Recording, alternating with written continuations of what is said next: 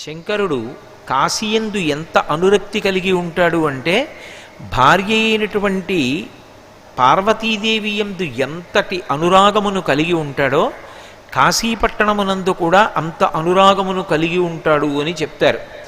అందుకే గౌరీ యొక్కతే ఆకాశ గంగ యొక్కతే, కాశీ యొక్కతే దక్షిణ కాశీ యొక్కతే, నలుగురును శంభునకు లోకనాయకునకు రాణివాసమ్ములను రాగ రసము పేర్మి అంటారు. పరమశివుడికి భార్య ఎవరు అని అడిగితే మనం తడువుకోకుండా వెంటనే పార్వతీదేవి అంటాం. కానీ పార్వతీదేవి మీద ఆయనకి ఎంత ప్రీతి కలిగి ఉంటాడో అంత ప్రీతిని కూడా ఇంకొక ముగ్గురి ఎందు కలిగి ఉంటాట. అందుకే ఆ ముగ్గురి పట్ల ఆయనకి ఉన్నటువంటి ప్రీతి కారణంగా వాళ్ళని కూడా భార్యలతో సమానమైనటువంటి స్థానం ఇస్తారు. పత్నీస్వరూపం ఎప్పుడూ పార్వతీదేవిదే, కానీ భార్యతో సమానమైనటువంటి స్థానాన్ని గౌరీదేవి కాకుండా ఇంకో ముగ్గురు పొందారు. అందుకే గౌరీ యొక్కతే ఆకాశ గంగ యొక్కతే. పరమప్రీతితో ఒకనాడు భగీరథుణ్ణి అనుగ్రహించడం కోసం ఆ గంగావతరణం జరిగినప్పుడు ఆ గంగా నదిని జటాజూటంలో వహించాడు. రంగతుంగతరంగ సంఘములతో రంజిల్లు ఘోషంబుతో బంగారంబగు పొంగుతో నురగతో పువ్వాట తుంపర్లతో భంగుల్సల్పుచు జంఘలించుచు నభోభాగము నుండి జారన్ గంగమ్మను దల్చితే శిరమునన్ రంజిల్లుతున్ శంకరా అంటారు. ఆ గంగావతరణం జరిగినప్పుడు గంగానదిని జటాజూటంలో పట్టాడు. అందుకని గౌరీ యొక్కతే ఆకాశ గంగ యొక్కతే, కాశీ యొక్కతే. కాశీపట్టణం అంటే ఆయనకి అంత ప్రీతి, ఎప్పుడూ ఆ పట్టణాన్ని విడిచిపెట్టకుండా ఉంటూ ఉంటాడు. అందుకే కాశీపట్టణాన్ని పార్వతీదేవితో సమానమైనటువంటి భార్యాస్థానంలో చెప్తారు. దక్షిణ కాశీ యొక్కతే, దక్షారామ క్షేత్రాన్ని దక్షిణ కాశీ అని వర్ణిస్తారు. అందుకే దక్షారామం అంటే పార్వతీదేవి అంటే ఎంత ప్రీతిని పొంది ఉంటాడో అంత ప్రీతిని పొంది ఉంటాడు. కాబట్టి గౌరీ యొక్కతే ఆకాశ గంగ యొక్కతే, కాశీ యొక్కతే దక్షిణ కాశీ యొక్కతే, నలుగురును శంభునకు లోకనాయకునకు రాణివాసమ్ములనురాగ రసము పేర్మి.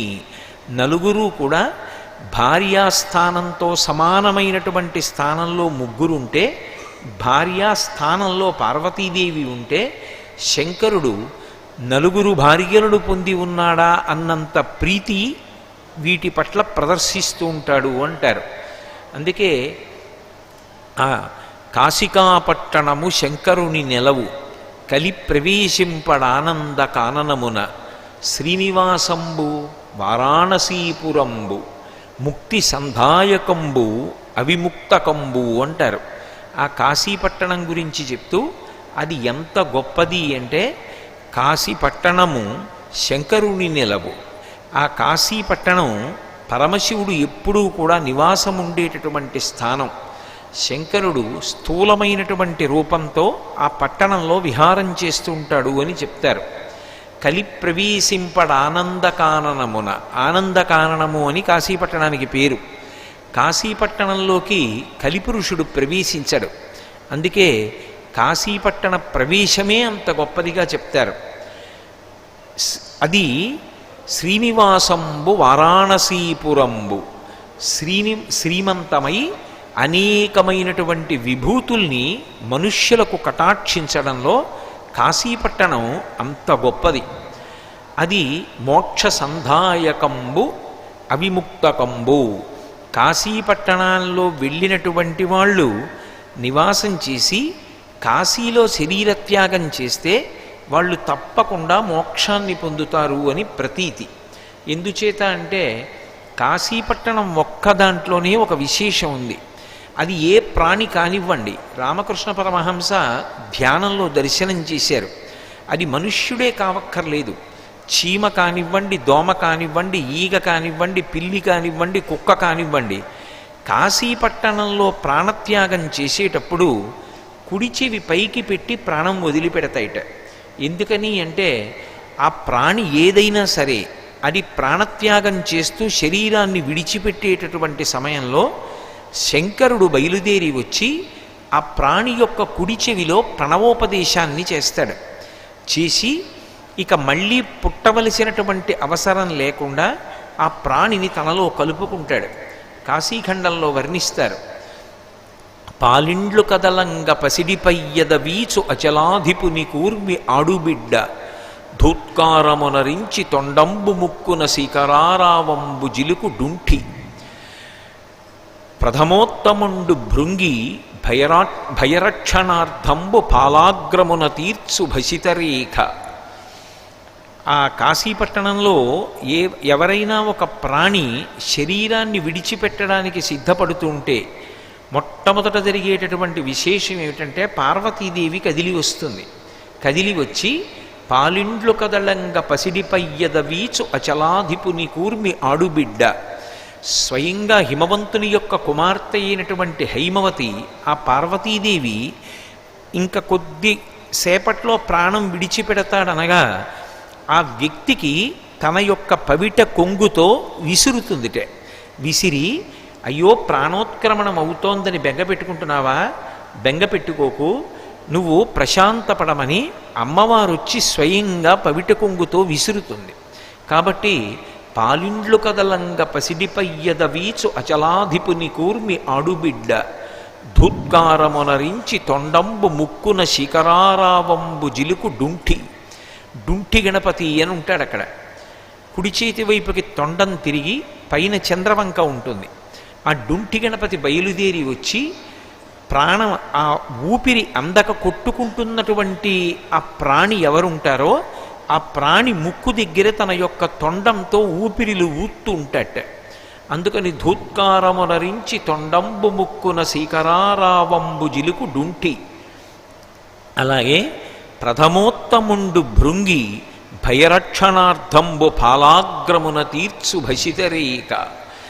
ఆ భయాన్ని పోగొట్టడం కోసం మృత్యుభయంతో ఒళ్ళంతా చెమటలు పట్టేసి చాలా భీతితో ఉన్నటువంటి ఆ ప్రాణిని నువ్వేం బెంగపెట్టుకోకోయ్, నువ్వు శంకరుడి యొక్క దర్శనాన్ని పొంది రక్షింపబడతావంటూ ఆ ప్రమదగణాల్లో శ్రేష్ఠుడైనటువంటి భృంగి బయలుదేరి వచ్చి విభూతిని తీసి ఆ ప్రాణం పోతున్నటువంటి ప్రాణి, అది మనుష్యుడే కావక్కర్లేదు, కుక్కవచ్చు పిల్లవచ్చు ఎవరమనివ్వండి, ఆ భృంగి నుదుటి మీద 3 విభూతి రేఖలు పెడతాట.